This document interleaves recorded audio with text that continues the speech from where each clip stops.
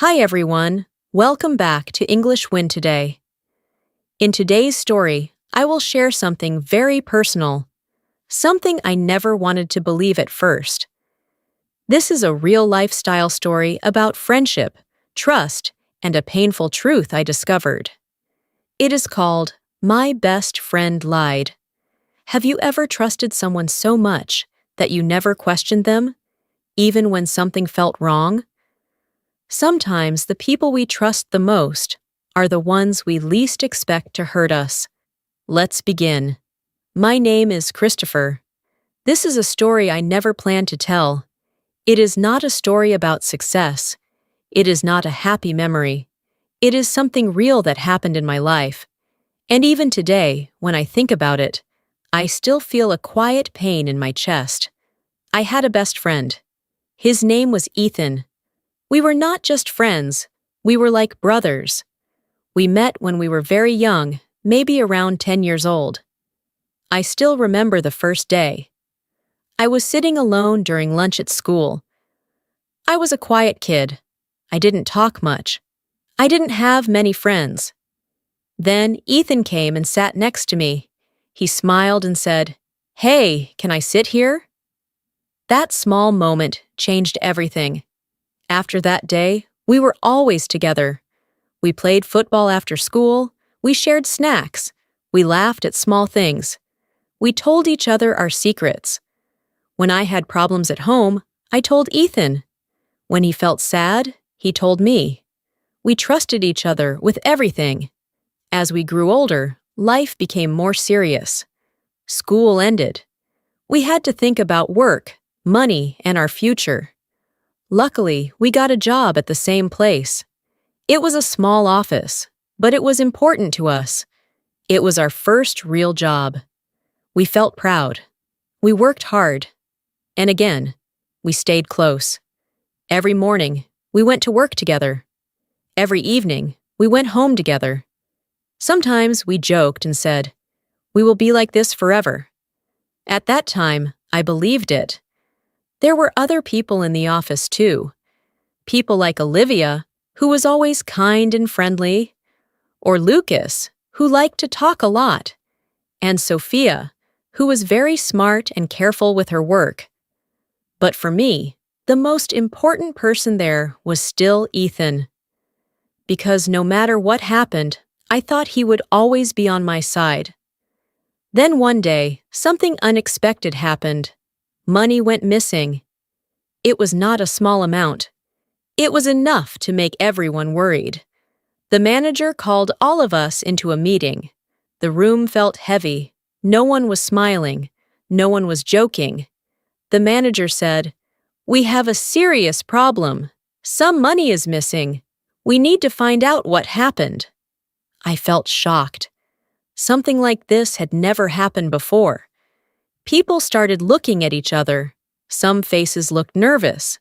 Some looked confused. But I didn't think too much. In my mind, I just thought, this must be a mistake.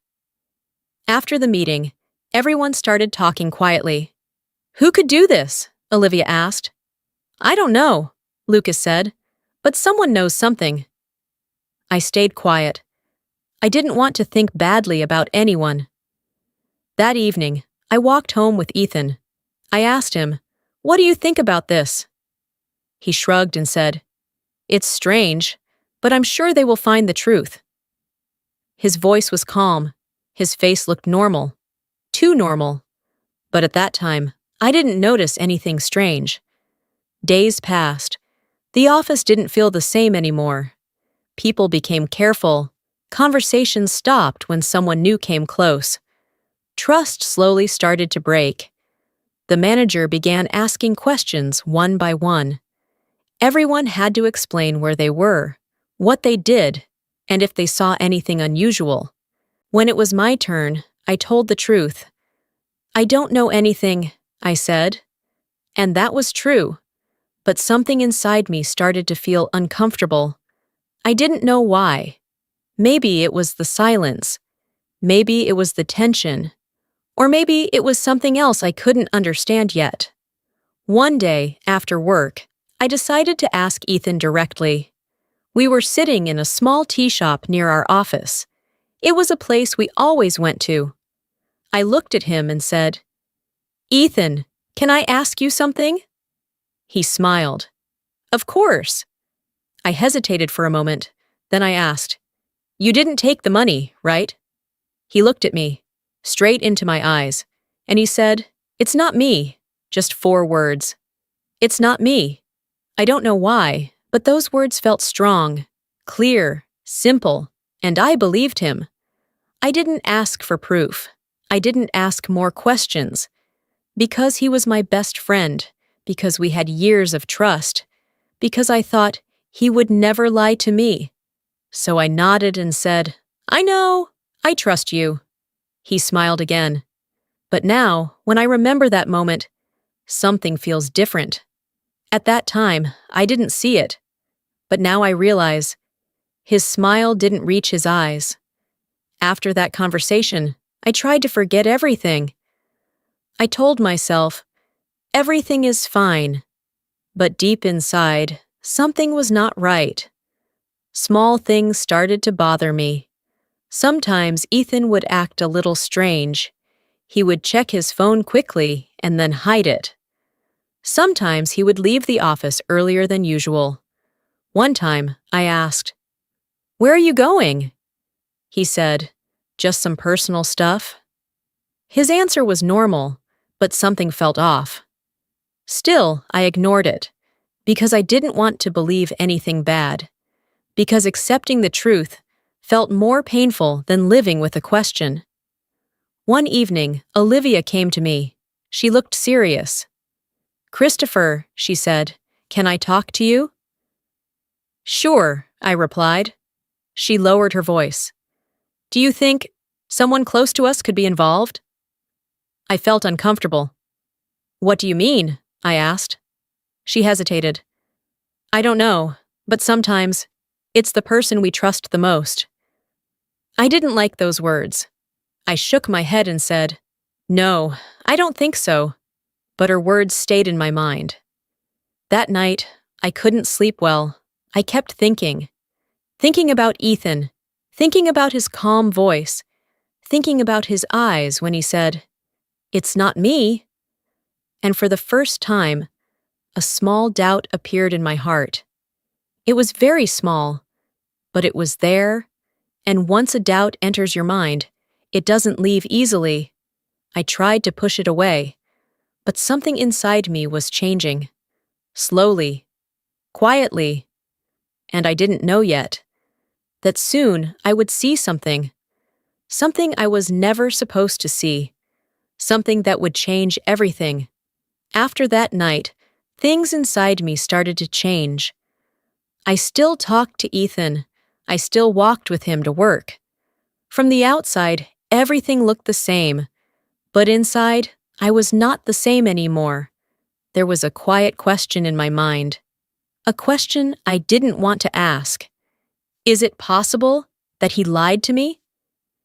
I hated that thought. Every time it came into my head, I tried to push it away.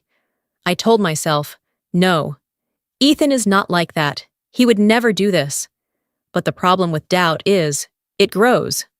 Not fast, not loudly, but slowly, like a shadow that gets bigger when the light changes. At work, the pressure increased. The manager became more serious. He checked records, asked more questions, and watched everyone carefully. Even small mistakes became a big issue. People were nervous. Lucas stopped joking. Olivia didn't smile as much. Sophia worked quietly and avoided long conversations. And Ethan stayed calm, still too calm. One afternoon, I noticed something strange. We were working late that day. Most people had already left. Only a few of us were still in the office. I was finishing some work when I saw Ethan standing near the manager's desk. He was using the computer. At first, I didn't think much about it. Maybe he had permission. Maybe he needed something. But then, he looked around, quickly, like he didn't want anyone to see him. That moment felt wrong. I stood up slowly, pretending to go to the restroom, but instead, I walked a little closer. Before I could see anything clearly, Ethan quickly closed something on the screen. Then he turned and saw me. For a second, his face changed. Just for a second, but I saw it. "Hey," he said quickly. "You're still here?" "Yeah," I replied. "Just finishing work?" He nodded. "Same." His voice was normal again, but my heart was not. That moment stayed with me the whole night. Why did he look around like that? Why did he close the screen so fast? Why did his face change? Questions, more questions, and still no answers. A few days later, something even stranger happened. It was late evening. I had already left the office, but I realized I forgot my notebook, so I went back. The office was quiet, almost empty. The lights were still on in a few areas. As I walked inside, I heard a small sound. A keyboard. Someone was typing. I moved slowly and looked toward the back office. And there he was. Ethan, sitting alone, using the computer again. But this time, something was different. His face looked serious, focused, almost stressed. I didn't walk in. I stayed hidden. I don't know why. Maybe I was afraid. Maybe deep inside, I already knew something was wrong. I watched quietly. He clicked on something, opened a page. Then I saw it. A number, a transfer, and a name. His name. Ethan. My heart stopped for a moment. I felt cold. I couldn't move. I didn't understand everything on the screen, but I understood enough. This was not normal. This was not a mistake. This was real. I stepped back slowly, trying not to make any noise. My mind was empty. I didn't know what to think.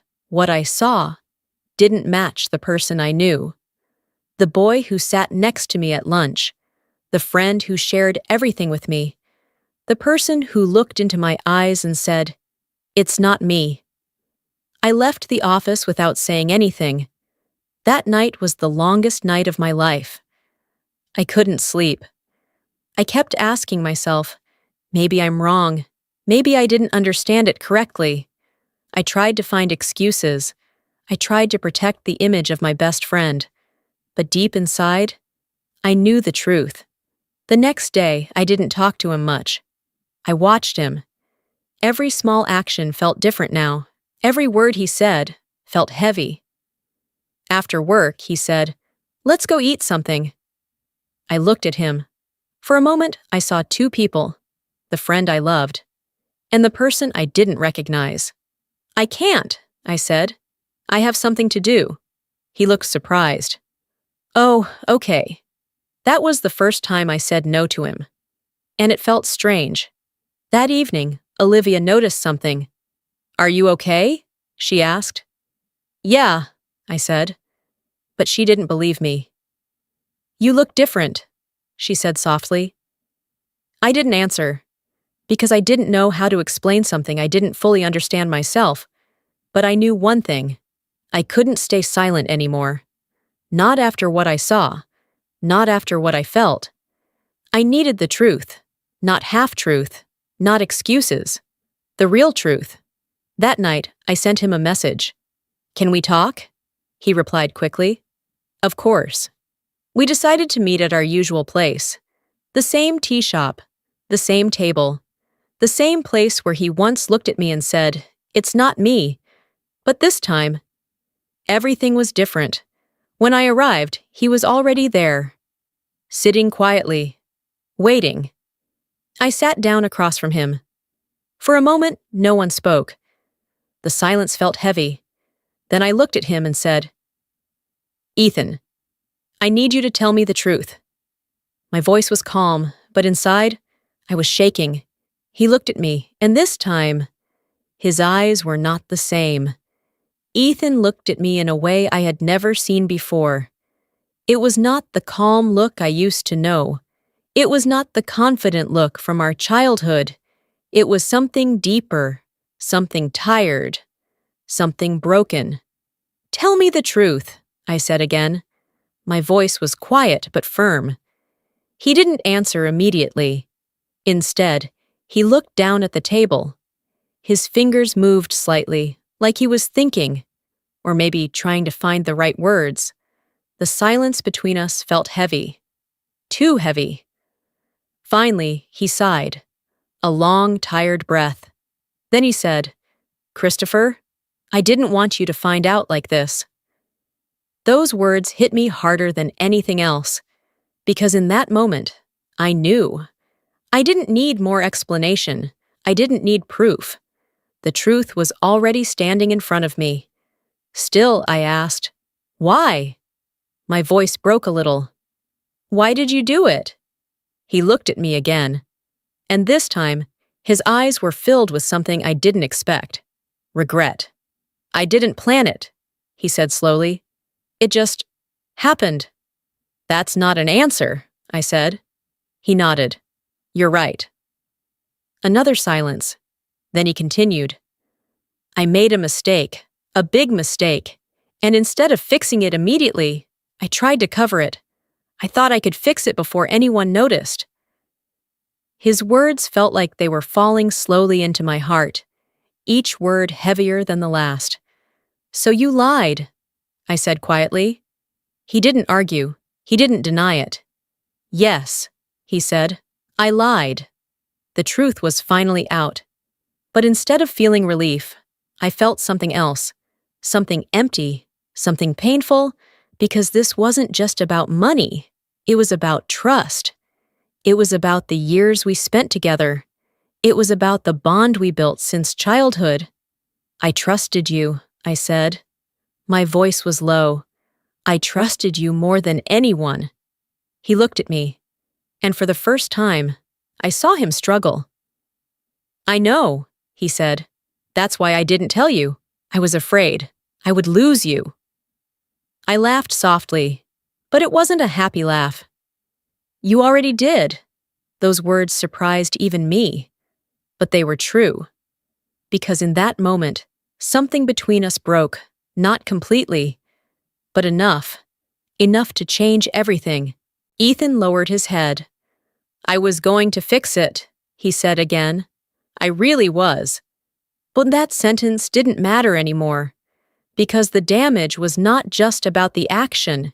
It was about the lie, the choice, the decision to hide the truth from me.